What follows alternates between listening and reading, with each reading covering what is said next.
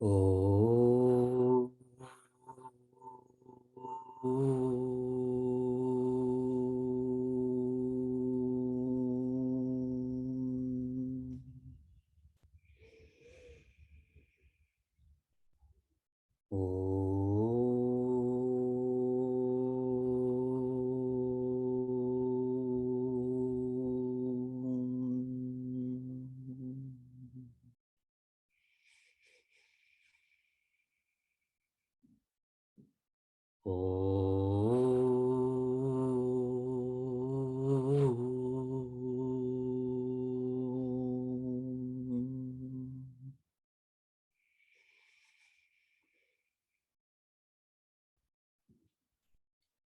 Welcome to Meaningful Mornings. Have you ever reflected on why you wake up?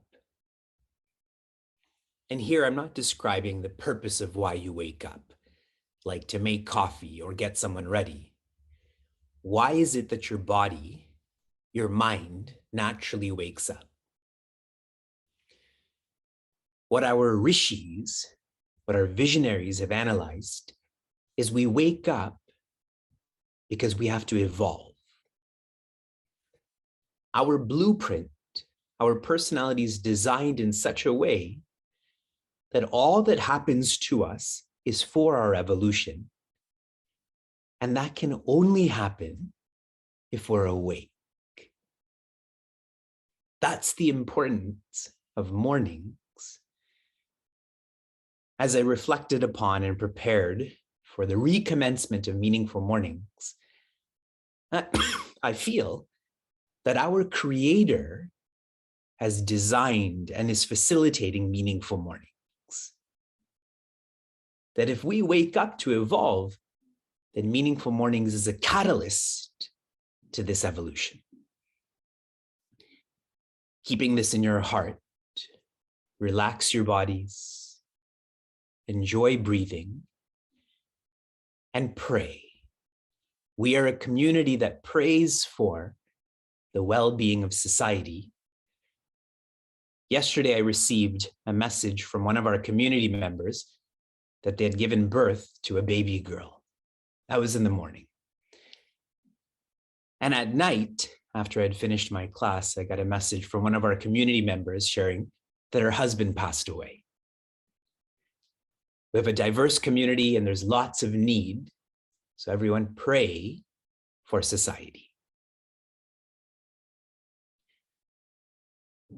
Sahana vavatu, sahanau bhunaktu, sahaviyam garavavahai, tejasvinavadhitamastu, ma vidvishavahai. Om Shanti Shanti Shanti. My prayer to our Creator that we all be safe, that we all enjoy, that we all exert, that we all shine, that we all understand ourselves and others, and may we all be peaceful within, nearby, and far away. The coronavirus, we all know, has infected millions, tens of millions of bodies. I feel the coronavirus has infected even more minds, more negativity, more fear. Meaningful Mornings was initiated as a response to this toxicity. We commenced on March 19th, 2020. In our first semester, we explored stress management. Our summer semester explored yoga. And our autumn semester explored happy living, Jivan Sutrani. In 2021, our winter-spring semester we began our exploration with the Mahabharata, an introduction, an overview. Then chapter 1 of Bhagavad Gita, which is about fear. We continued into chapter 2 of Bhagavad Gita that taught us about knowing vastness and knowing change. Our 5th semester, which was over the summer, we continued with chapter 2, where we came to be introduced to Karma Yoga. And after that, the one who is fearless.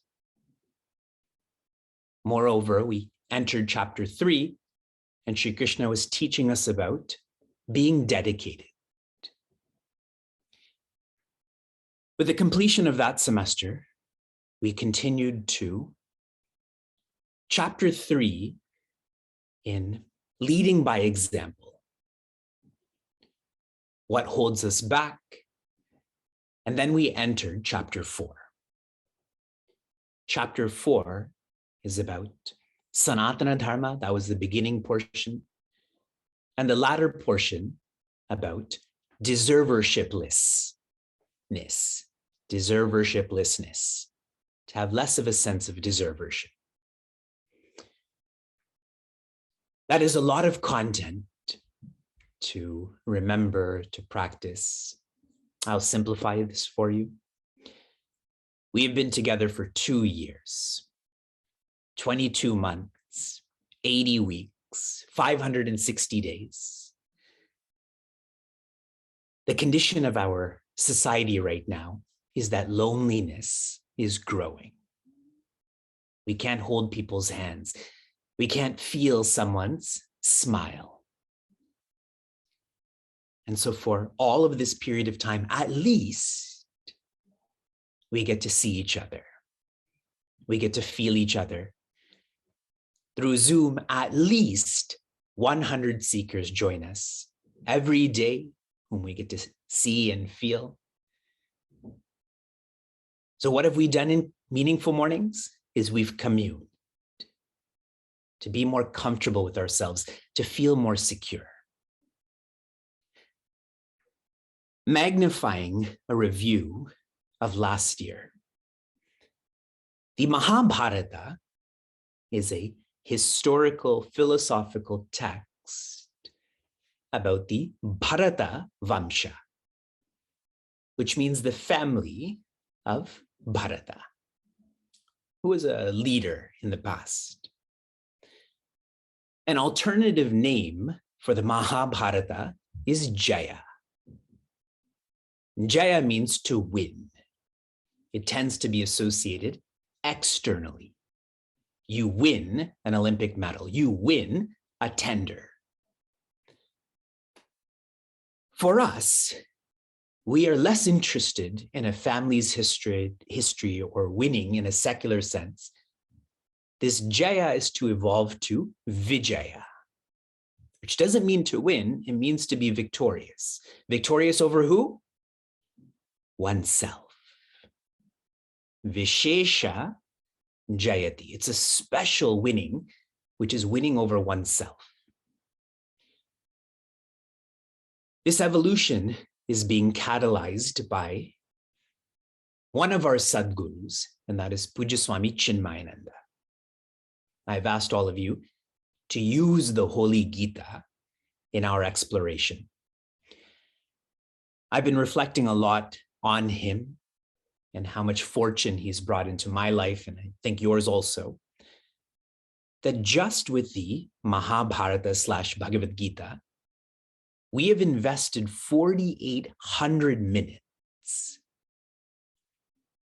Back in the day, when Pujya Swami Chinmayananda used to teach, each discourse used to be 90 minutes. Can you imagine? We can barely handle 15. 90 minutes. And a typical discourse series or Jnana Yajna used to be a week. That is a lot of time dedicated to a subject.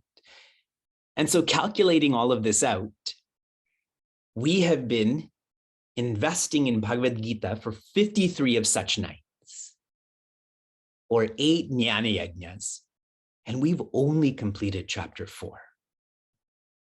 So most definitely, we are shifting from Jaya to Vijaya. How will you know if you are? I keep using the word evolution. I can measure physical evolution. What about mental evolution?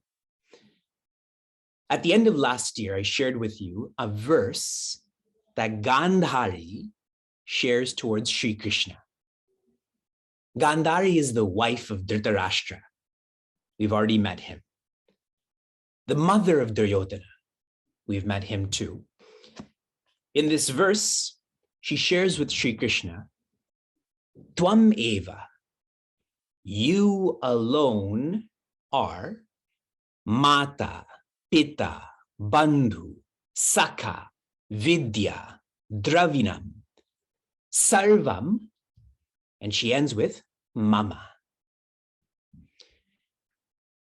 She feels that he is hers.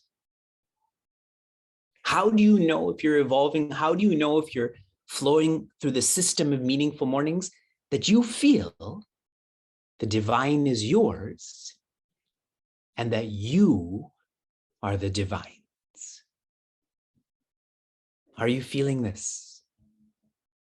The divine is with you right now, and you should be with the divine also. I pray that everyone is feeling this, and we're doing this in a most effective way. Jnana asina. We are using the sword, asina, of jnana or knowledge, which means we're exploring insights that are authentic and deep, are to cut into our doubts, our ego. The end of chapter 4, like the end of every chapter, there is a sankalpa vakya, which means a summary, a commitment. In this, the end portion of this sankalpa vakya, jnana karma sannyasa yogo nama chaturto dhyaya. The name of the 4th chapter, the teachings of the 4th chapter, is jnana karma sannyasa, which means to have this intention while engaged in action. What is the intention? That I'm acting not for an external reward. That is reducing the sense of deservership. And what I've found over the past month, not being with all of you, being at home even more, when one reduces the sense of deservership, they become less moody. Are you becoming less moody? You will only know this. Now, I called this chapter Adhyaya. You will only know this if you have a chapter on yourself called Swadhyaya. Meaningful mornings will only work if you reflect, if you apply. The 5th chapter, the name, the teaching is Karma Sannyasa. It is magnifying chapter 4 by 10 times, where it's not about having less deservership, it is having less doership. That one is acting, but the intention is one is being. And this is required because the next chapter, chapter 6, is on contemplation. If one's lifestyle is not intentional, as soon as you sit down and try to practice quietude, where are you?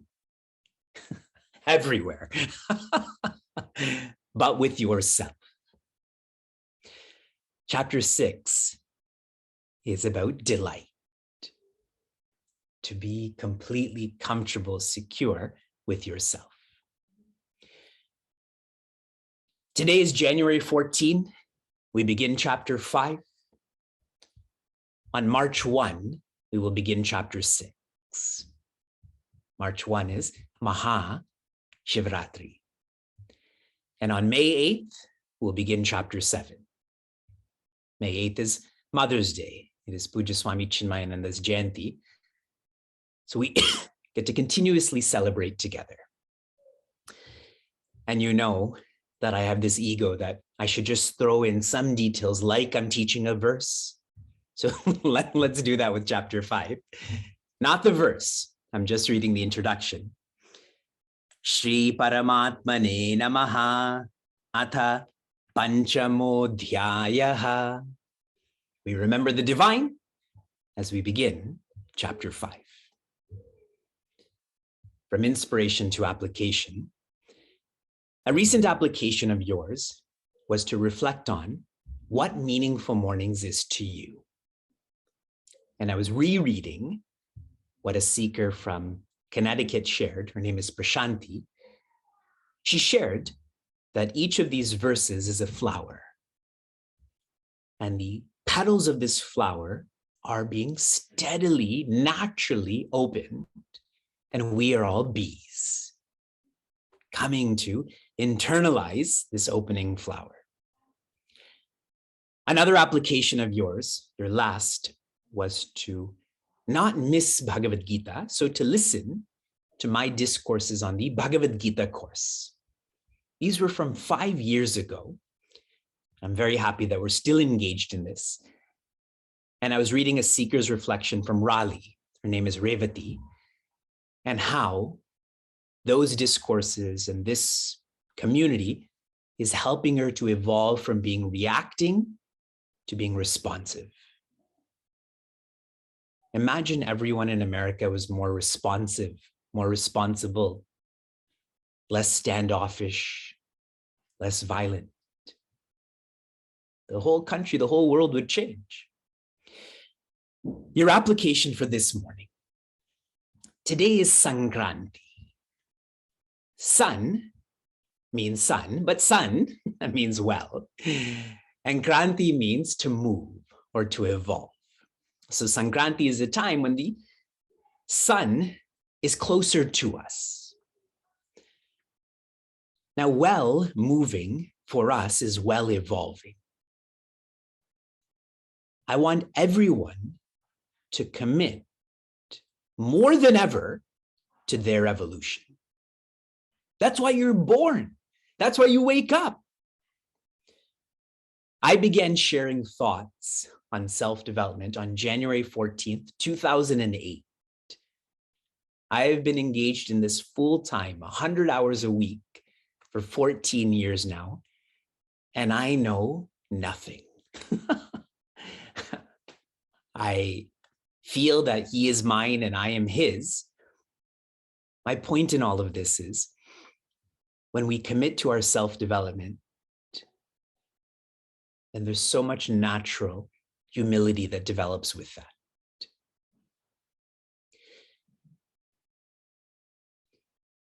Shanti, Shanti, Shantihi. Be safe, be sound, be serene, be happiness.